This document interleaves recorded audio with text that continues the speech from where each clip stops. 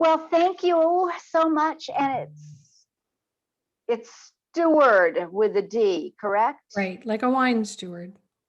Okay. Oh, I like that. Where's our wine? We should have some, shouldn't we? That would be fun. We really should. We really should. This is We could be great. like Kathy and Hoda on the Today morning thing that they do. Oh, yeah. They'd be at like 9 something in the morning or whatever it was, and they're drinking their wine. Never understood how they did that. I'm thinking that it wasn't really wine. Well, I love it.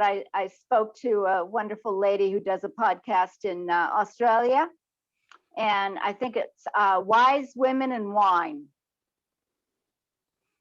And yeah, I think I like you. I'll have to check out that show, Wise Women and Wine. Yeah, I think that's what it was called. So, well, on the last time we were going to be talking, you wrote to me that you thought we could talk about a journey to resiliency, caring for parents and what that looks like, and the endings and the new beginnings, which actually sounded a lot like me, but or we can just chit chat. Yeah, so. Whatever serves you, Karen. I can talk on pretty much any topic.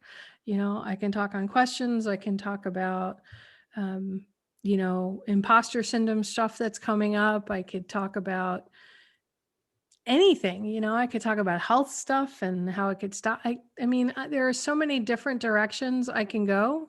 I can talk about business topics, and the common things that I see with my clients and issues. I can talk geek to you all day long about tech.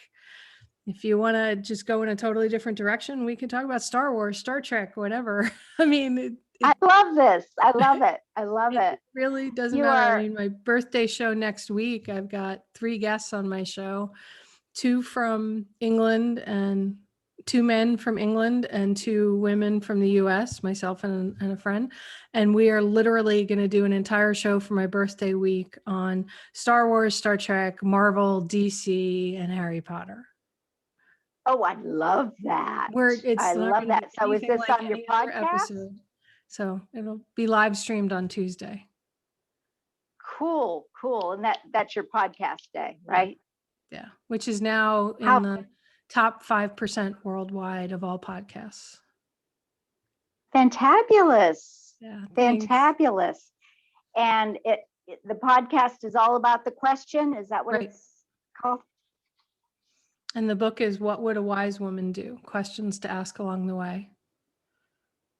You'll laugh at this, and we can even talk about this, right, on the episode if you want.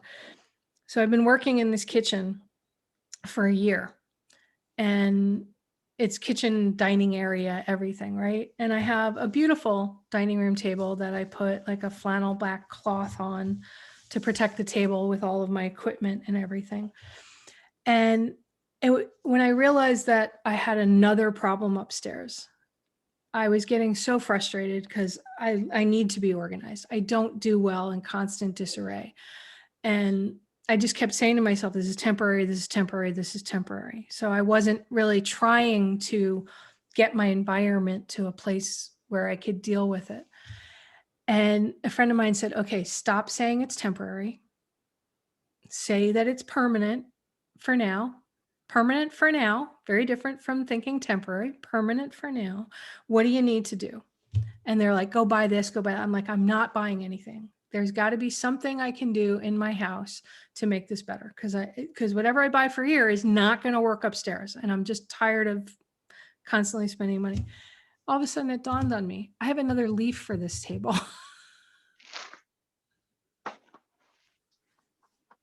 And it was in my closet in the guest bedroom. So I was like, duh. So my friend came over, and it was like a comedy routine, total comedy routine, Karen, because the table hasn't been pulled apart in a while. And this hand is still not that strong after having been in for 7 weeks immobile, because I damaged tendons and ligaments in it, picking up a box, which they said was just a symptom of other things that were going on. So I couldn't really pull with all of my strength, and she's not super strong. So she's at one end of the table. Really, the mechanism needed to get some WD-40 right in it. And we're pulling and it's like not coming apart, and it's tile floor, right? So that just makes it even slippery. So finally we get it apart enough that we could put our hands inside the table and push it apart from inside the table. Then we get the leaf and put it in. And this is a solid wood table. So that's a heavy leaf, right? Put the leaf in and we try to push it closed and it's not moving. It's like a metaphor for life, right? Cannot close the gap. And we're pushing and we're pushing and it's like moving like these little tiny amounts, Karen. And finally, we're just laughing so hard. We're like, should we go get Bernie or one of the guys in the neighborhood who could just do it? And I'm like, okay, you just stand and hold it and I'll do like the butt push. And that wasn't working. And finally we were able to like go on each side of the table and just like pull and pull and pull that way because the pushing wasn't working. And I swear what should have been a less than 5 minute job had to take us 15 minutes. And once I got the leaf in, I was like, why didn't I think of this a year ago? Because I thought it was temporary. And I'm like, I don't need to make this work. I just need to have it function. And function and work are two different things to me. So once we got it in, that extra leaf, that extra couple of feet of that leaf made all the massive difference, because with the lighting kits and all the other stuff, it was like, oh. And then, I had all these files right everywhere. So I went to Amazon and I bought this $25 open file cart that I just have on the side. And a friend gave me another cabinet that she was about to get rid of. And I have it there, and I've got, like the thing you normally leave on the desk with the riser of the files, that you're working on. I put that over on the side, like it would have been on my desk upstairs when you have that little L or the credenza behind you, right? And it's like, right. What goes on my desk is stuff I'm currently working on, not the stuff that I'm waiting on info for. So sometimes it's right in front of your eyes, but you don't see it because your mind is in a different mode, So it was just really, really funny, this metaphor of this extra leaf in the table and what a difference it made for me. Yeah. Yeah. Sometimes it's adding to something to make it better. Right. And sometimes it's letting go of something to make it better. You have to let go of something. And in this particular case, before I could add something, I had to let go this thinking of anger around the fact that I'm still in my kitchen. Once I let that go and accepted that I'm going to be here for a while longer, all of a sudden I realized, I have this, I have that. And I had resisted buying another file cabinet because I wanted to get one with whatever desk I bought upstairs, because I sold the desk and all the furniture upstairs.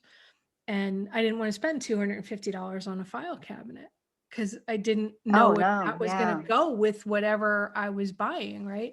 So I'm Googling on Amazon, and I found this little file cart down here. Oh, that's perfect. And that's perfect. Yeah. Perfect.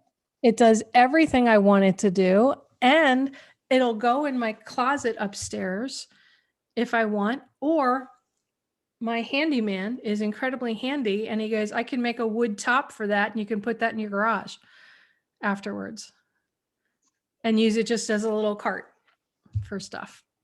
I'm like, okay. So I love it. Totally I love it. It was $25, it's a win-win. Absolutely. Yeah. And this was the cart my friend gave me. And I had this 2-drawer thing is something that's going to go in the closet upstairs for like Post-it notes and whatever. Okay. And I just put that right there. And that was $8 at Home Goods, that 2-drawer thing, $7.99. And it's like perfect. And the cart's a little broken, but for now it's perfect. Oh, But I had to yep, let go of that exactly. right before I could see what was right in front of my eyes. So there you go. That's so true. I'm going to leave that conversation in the video, Okay. if that's okay. Yeah, absolutely. Because it's so true. It's so true. So, okay, here we are. All right.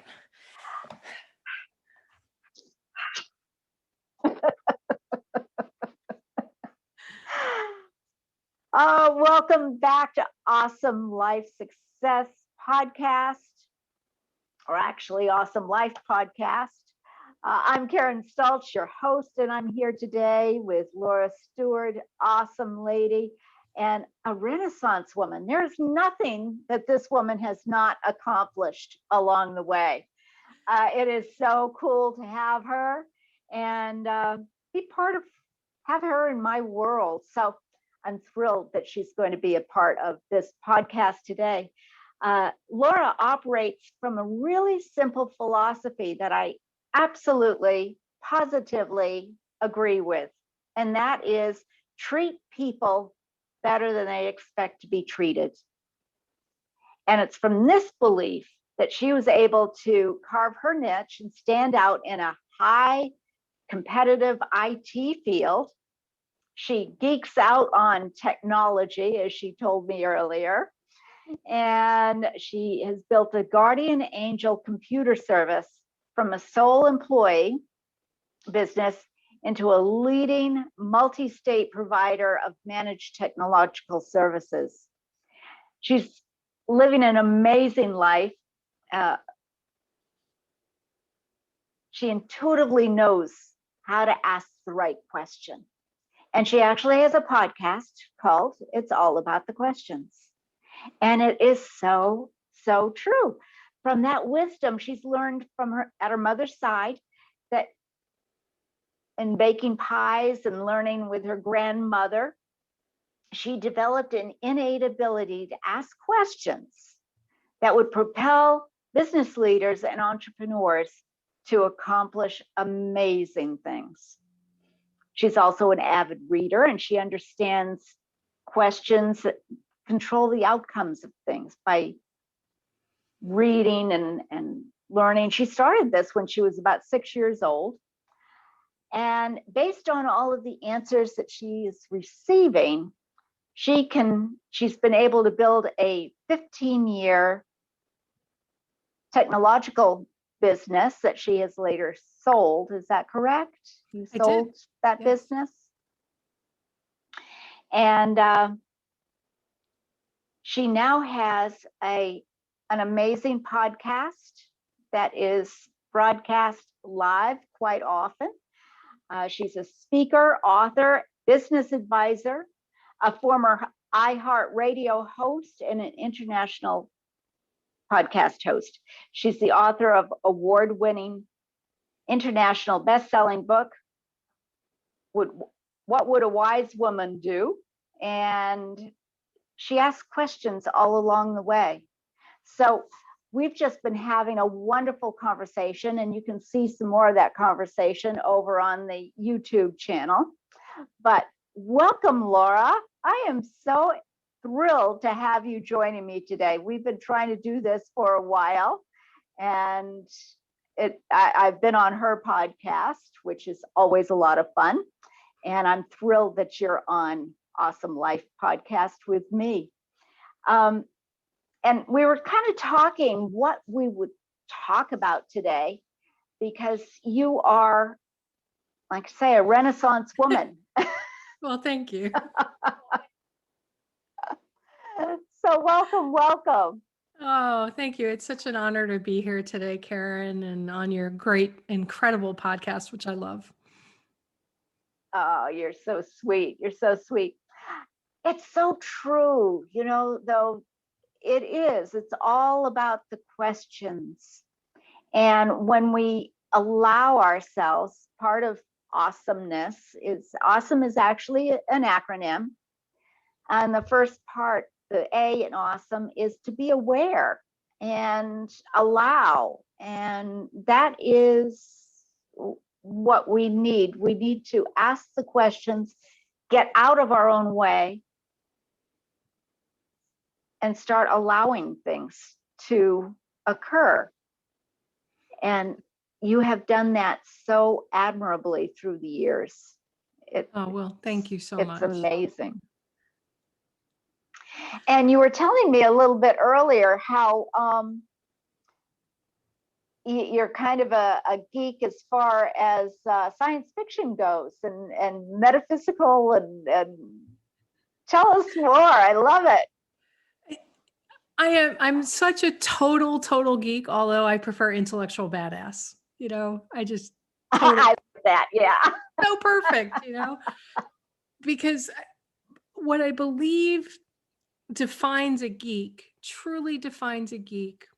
And, I'm a geek from the technological sense and all the senses, as they put it, is this quest for learning, this avid, just sort of drive to keep learning, to read, to explore all different kinds of worlds, whether it's the world of the mind, the world of the heart, the world of science and tech, whatever it may be. And I am a total geek when it comes to sci-fi, which I'm going to say comes from the fact that in the early 60s, when I was a little girl and the moon landings happened, I wanted to be an astronaut, and that was going to be my career that I wanted to do.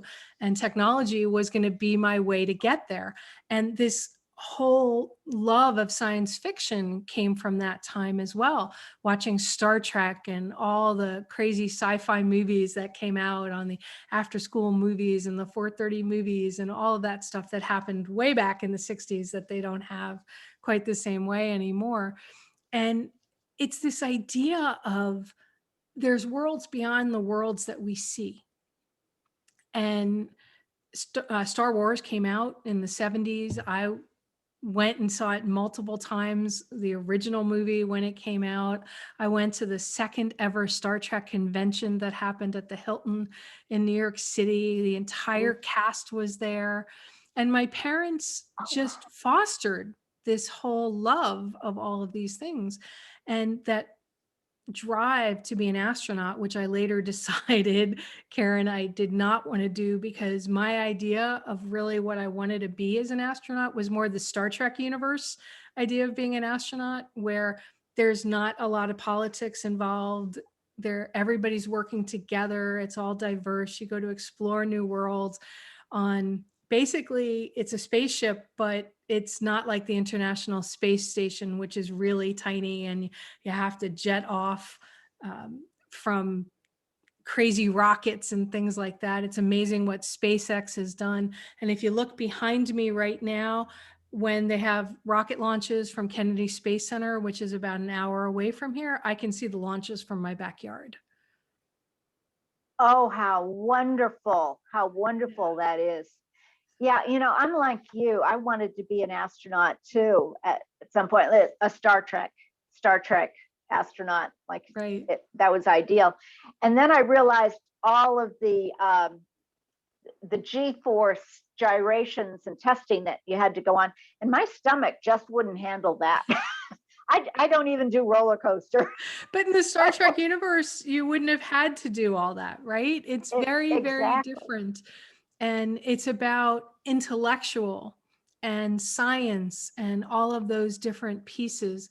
And it wasn't all military.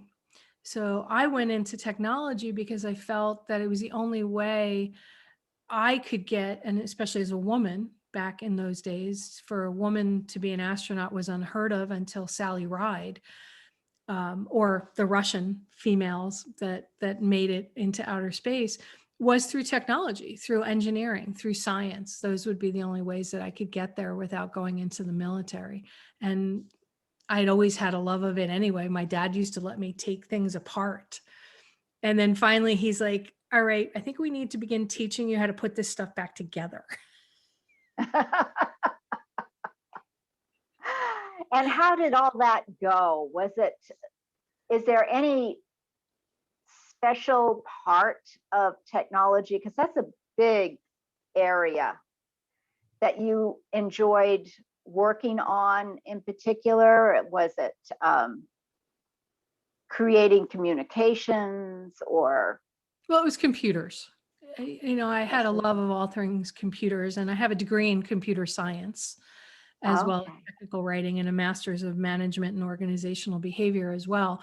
And then as my career progressed, I actually taught geeks to be geekier. I got certifications of master instructor levels as well as master engineer levels from like Novell and Microsoft and Lotus and several other companies that enabled me to teach a lot of those things. And I loved it. I loved everything about computers. I would look at them and just sort of knew how to put the things together. And then when I started my own tech services company after leaving corporate life, where I took a slight aside after I got my master's degree and taught facilitation and workforce development and all of that, which has come in very, very handy throughout COVID with Zoom meetings and facilitation and all of that stuff. But when I started my company, it was because I loved computers and I loved helping put together a plan for businesses with technology. Because so many people that were selling technology at the time, they sold tech. And for me, I didn't want to just sell this computer or that computer or this piece of technology. It needed to fit the business goals. And I didn't really realize that that was that unique while I was in it, but it was the only way I knew how to be. So somebody would call us up and say, hey, can you give us a quote on this? And they'd end up with an hour-long conversation about, well, tell me about your business. Tell me what you're looking for. Tell me the pain points you're having. And more often than not, I didn't sell them what they originally called for because it wouldn't have left them satisfied. They really needed a different solution because otherwise this solution, they'd be like, well, that didn't really work. And tech is not inexpensive. It's gotten a lot less expensive. But when you're putting a business together, you don't want to keep spending thousands of dollars. You want to have a plan to grow with the tech. And I love that. I got to put all the pieces of my brain together, all my geekness together, and find solutions that worked. And I loved that. So for me, it was always about computers and how it fits into business and into life. So that really is going back to your amazing podcast, all about the questions. We don't know what we don't know. Right. And without the questions that you are aware of, that you need to know to give the correct, helpful answer, you need to have those good questions, don't you? Yeah. My favorite question that I would always ask a potential client before I left their office when I had gone in on, here's the lead, let's talk about what you need. The last question I always left them with was, and this is a really great one for your listeners, it works in so many areas of life as well, is there anything I didn't ask you today that you wish I had asked or that I needed to ask? Oh. And it's interesting because what that allowed was that I didn't know all the answers, but it also gave the other person this moment to pause, think about everything I had asked them during that time period.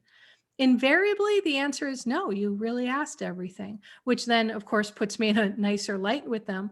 But if they do come up with something, it was like, oh, that's really great, because it was something they didn't tell me about that often could be crucial to providing the right solutions. Because, as I always say, Karen, the right questions can change your life. Indeed. Well, you're a wise woman, a very Well, wise woman. And you also have written a book. Tell us about your book. How did that come about? And I honestly thought I had sent you a copy, so I'm glad I have a copy on my desk. This is my book. And you see it says Oh. Atchison. I was married when I wrote this book. I got divorced, so I'm redoing the cover. My publisher has been wonderful and said that I can redo the cover without Atchison in it. But I wrote this book after I sold my tech company, and the contract ended with the company that bought my company. And I was like, now what? What do I do now? And it just sort of came to me in this moment of prayer, of introspection, that I needed to write this book called What Would a Wise Woman Do? And that's also one of the questions I challenge myself with a lot, Karen. If I'm not sure which step to take, which road to take, or I'm just paralyzed and I can't decide anything, I will ask myself, what would a wise woman do? What would someone wiser than me do in this situation?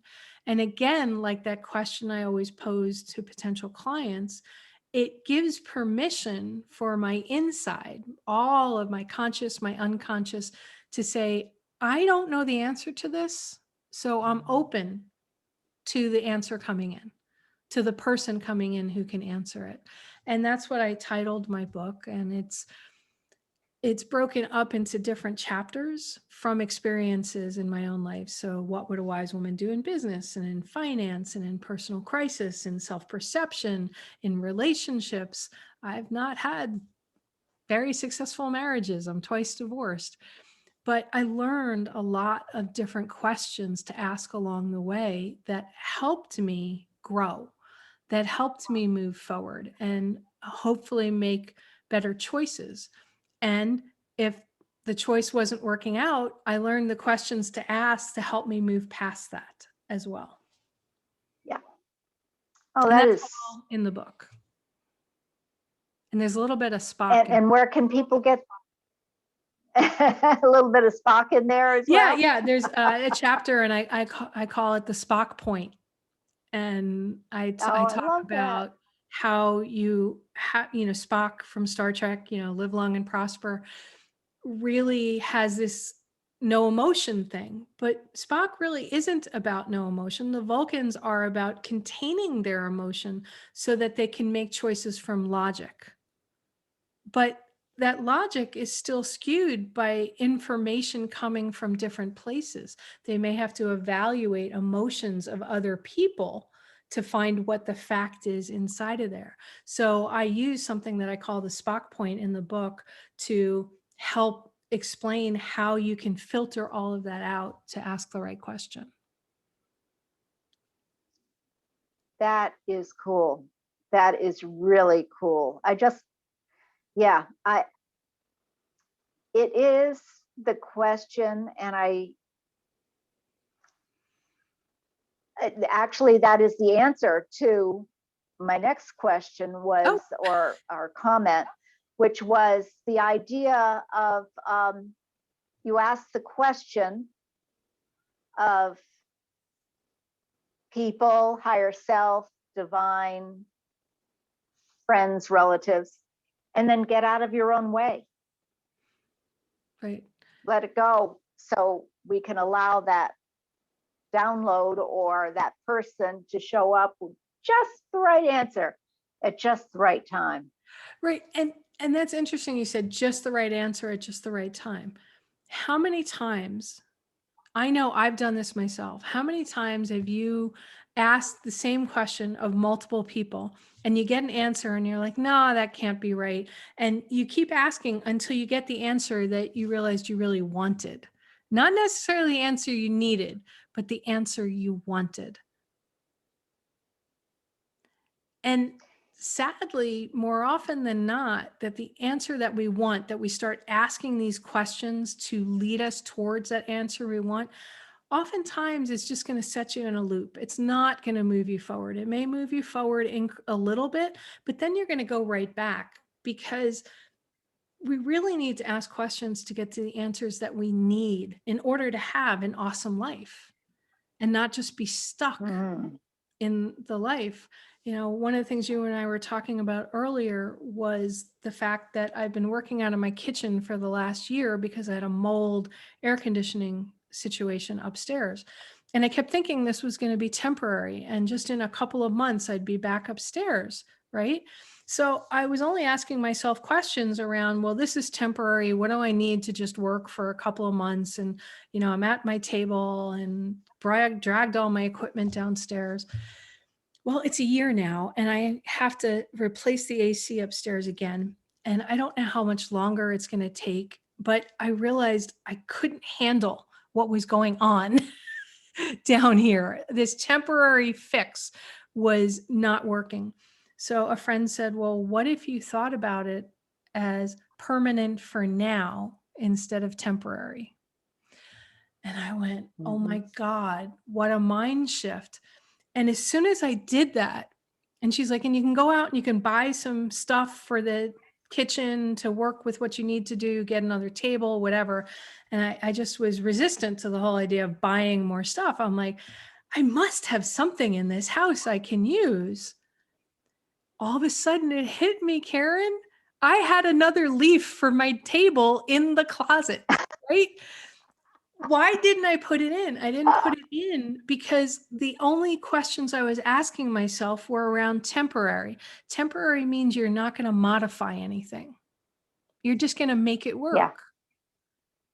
Well, if I looked at it as permanent for now, the making it work is a different conversation.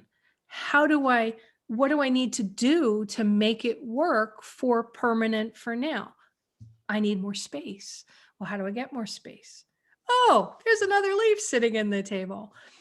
And then it just became a different mindset, and I'm much more comfortable here now until upstairs gets decided. And Fantastic. that's right. And that's Yeah, asking and questions. it's not forever, but permanent for now. Yeah. For now, the bottom line we all want, isn't it? A little bit more freedom, more peace, more calm, more happiness. And there are certain things that are important to do in order to achieve that feeling of peace and calm and happiness, like more space for your desktop, so to speak. Because between the lighting kits, the camera kits, the everything else, the microphones, it was taking up so much of my table. I had like this much room for papers. Yeah, and that's not helpful. So recognizing what it really is that you want or need, desire, and then kind of allowing the idea of what needs to happen for this to occur. Right. Because this is permanent for now. Right. And I want to minute shift. I mean, temporary can be interpreted as permanent for now, right? Because temporary just means it's transient, but changing the word and putting permanent for now gives you permission to just sink into it. Absolutely. It is all in our languaging, and what resonates for one person may not for another. So the thing that I often find when I'm questioning getting those same answers that are not answering me the right way, are not really serving me with those answers, so I can have clarification. A question that always pops up for me is, how can I say this differently so I can be better understood? Mm-hmm. How can, what is it that I need to shift so that I can get the answer that I need or want? Good, bad, or indifferent. But it's the the right answer. What do I need to let go of? Because I don't want to lead people to give me the answer that they think I'm looking for. Yeah, that's because such it a probably- brilliant point. What do I need to let go of? So many people feel they just need to add things to change their life, right? But at the same time as perhaps adding things, if you don't let go of things that aren't working or maybe hindering, then adding is just like band-aiding on top of band-aiding on top of band-aiding. You may need to let go of a person, an idea, a thing.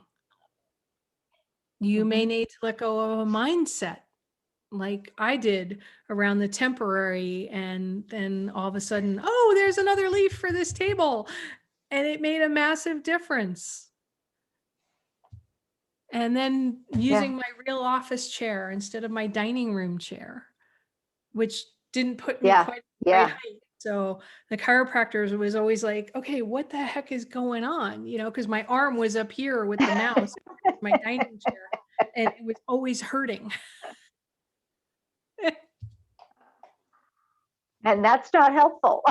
No, No. not living an awesome life, is it? It's living a life of pain and disruption and feeling stuck in a box because I wasn't in a flow like I always used to be, because I felt like this was a disruption versus, okay, well, there's some really good things about this. People get to see this really cool water behind me. I live in Florida, so we call these Florida lakes, which are really retention ponds in built communities. So where all the rainwater runoff goes before it's allowed to go into the canals and go out to the river, because it kind of cleans it and all of that stuff. And it prevents flooding as well.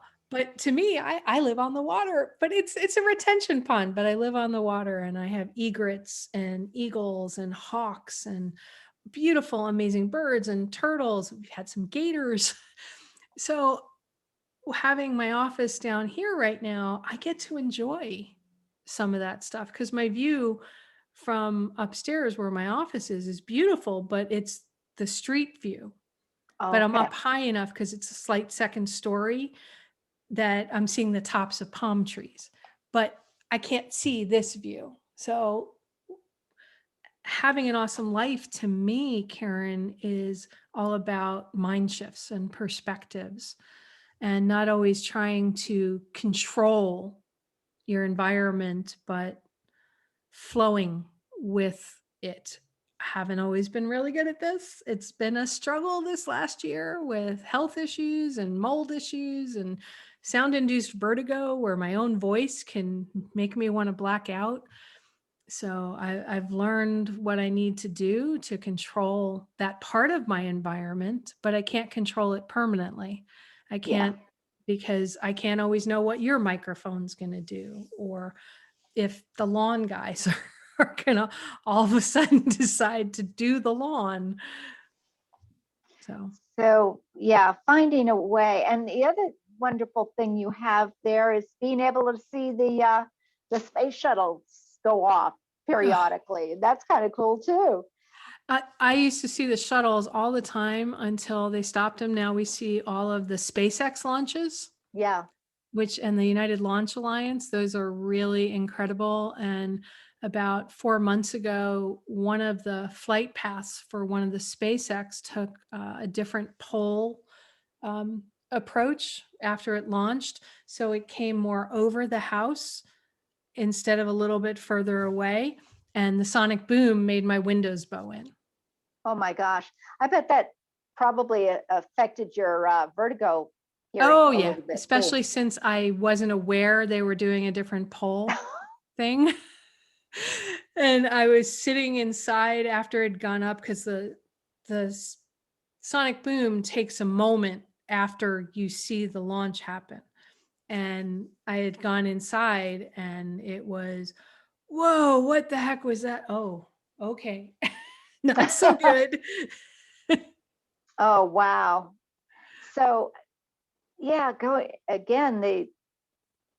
What is Zig Ziglar's comment always comes back to me. Look for the good. Look for the Yes. good in any situation. Yes. And how can this get better than this? And it always can. No matter how good it is or how bad it is, it can always get better. Right.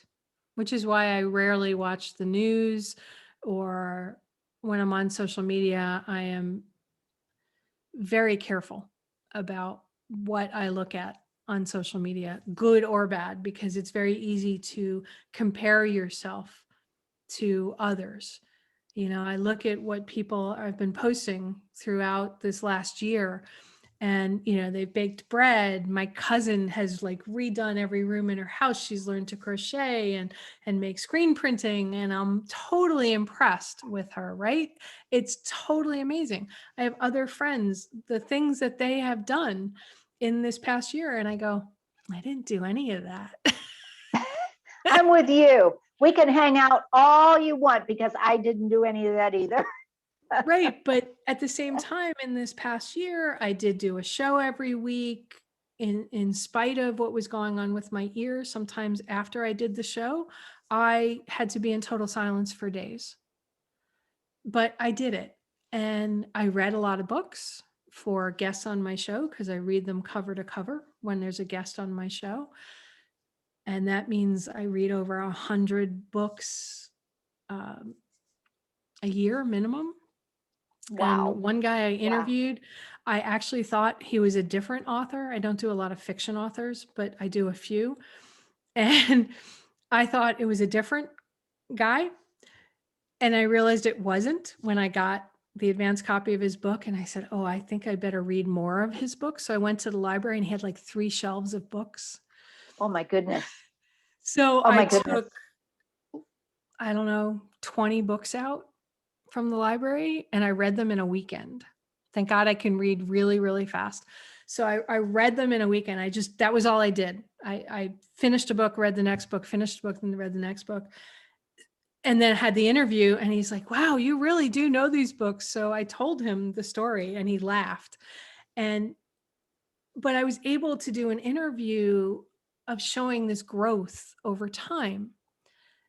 And it's important to me to do that. So over the course of a year, I read a lot, I've done a lot of things, but I didn't do the same things as other people, but they're in a different space in their life. I don't know what they didn't accomplish. I only know what they chose to show.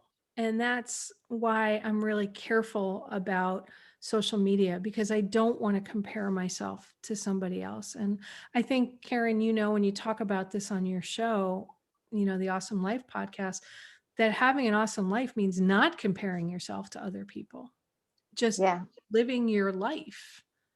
And I'm sure there are Recognizing, people comparing themselves to you or comparing themselves to me. And I want them to stop.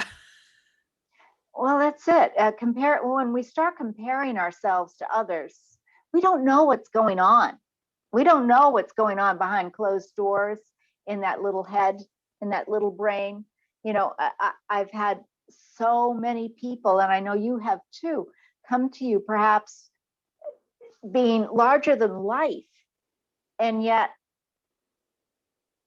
they've got all the same issues that we do. They're larger than life, and yet they have very low self-esteem. Right. Really? How come? And okay, so what is driving people to make the bread and do over their house and everything else? What is the driving force behind them?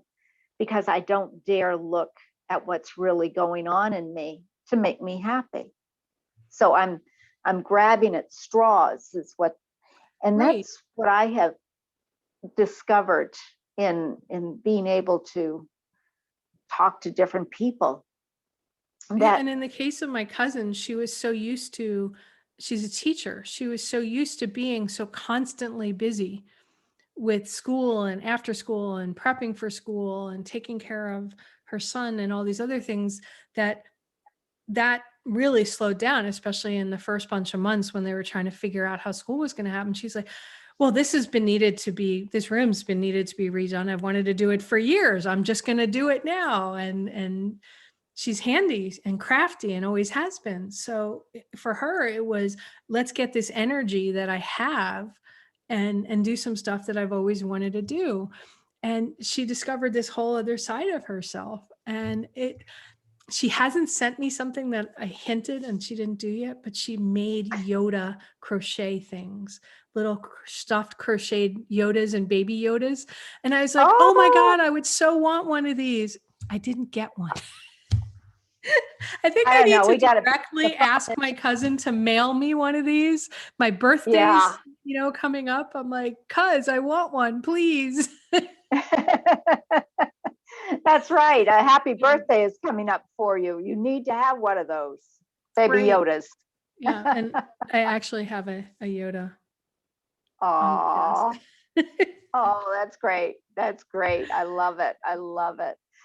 Oh, Laura, thank you so much for joining us today. You are an amazing woman filled with so many brilliance, so much brilliance. I could talk to you forever, maybe over a glass of wine. We'll have to get together sometime. Sounds like a plan. Come back. But before we go, how do people get in touch with you and find your podcast and your book? And tell me. Okay, so my website is laurasteward.com, and that's steward like a wine steward. So STEWARD as in David.com. And my email is really simple. It's laura@laurasteward.com. And if you go up to my website, anybody that's listening to the show today, you can subscribe and get the first 4 chapters of my book for free, plus a workbook that'll help you ask better questions. And in the first 4 chapters of the book that I give you, I do talk about the Spock point. So I lay all of that out, and that's all free to everybody. I lay out my process for learning to ask the right questions. And I just give those first 4 chapters away for free for everybody that's up there. And the podcast is called It's All About the Questions. You can listen on my website, or it's on every podcast platform. And it's in the top 5% worldwide of all podcasts that are out there right now. So it's pretty easy to find the show. And then you can get my book. You can link off my website or anywhere books are sold. Fantabulous. All About the Questions. Amazing podcast. I can verify that. It is great. And Laura is so gracious in everything she does. So even with mold and vertigo and everything, she just comes through shining, showing that no matter what, we have power within us to do and be who we want to be. And things occur. So All About the Questions. Laura Steward, thank you so much for joining us today. Thank you, Karen. It was an honor.